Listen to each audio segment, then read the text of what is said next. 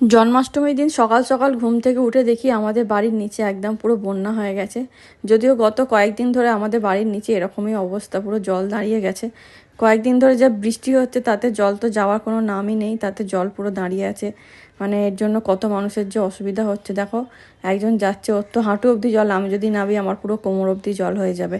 আর আজকে যেহেতু জন্মাষ্টমী, অনেক প্ল্যান ছিল আমাদের, সব প্ল্যানই ভেস্তে গেছে।